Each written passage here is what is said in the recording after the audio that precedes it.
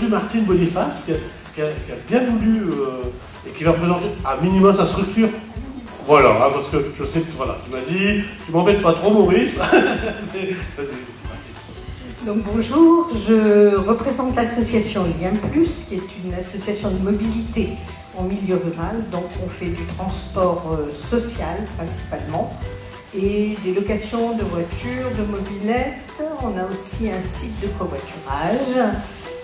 Martine va nous accompagner toute la journée, ça sera notre grand témoin, hein, ce qui nous permettra de faire la conclusion et de voir un peu les perspectives à donner ou les suites à donner éventuelles à cette journée dédiée à la mobilité.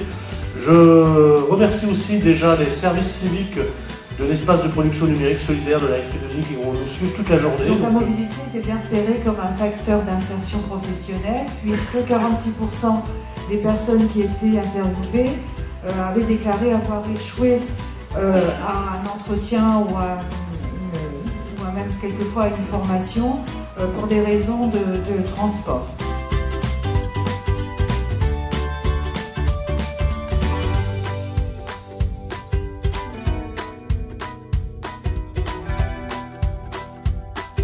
Vous me posiez une question tout à l'heure sur un lieu où il y aurait la possibilité d'avoir un centre de référence.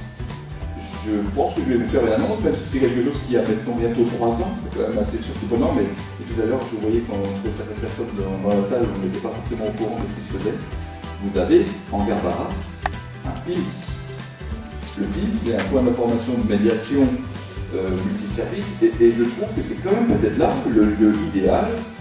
Il y a un guichet, vous avez un vendredi, il y a un numéro de téléphone, ils ont un mail.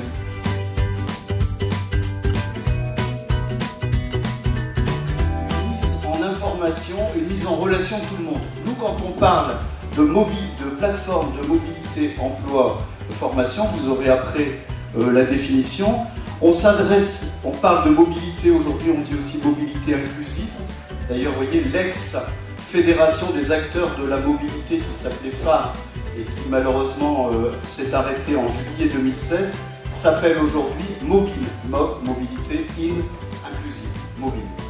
Les acteurs de la mobilité sociale et solidaire sont regroupés dans ce réseau qui se reconstruit progressivement. Et donc, toute l'approche vise à trouver des solutions pour les publics en insertion, les publics vulnérables, les publics en difficulté, enfin tout ce que vous avez dit ce matin, c'est-à-dire qu'à un moment ou à un autre, la réflexion derrière plateforme de mobilité, emploi, formation, c'est bien, si vous voulez, du côté, effectivement, qu'on appelle les publics en difficulté, les publics vulnérables, les publics fragiles, peut-on lire aussi dans certains documents, École de la deuxième chance, les associations caritatives, tout le travail que AFP2I et même AJT, voilà, là on est dans ce type de public-là, les garages solidaires. Cette journée-ci, bon, un échange, des points forts, il y a beaucoup de points forts, plein de choses à proposer.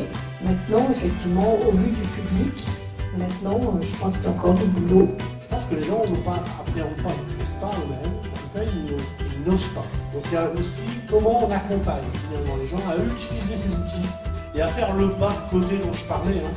Alors c'est l'éducation à la mobilité, partagée, mais c'est aussi l'éducation à dire finalement Arras-Lille, c'est pas le bout du monde, Arras-Lens, c'est pas le bout du monde, Arras-Béthune, bah non, Béthune c'est pas la capitale des Flandres, enfin voilà.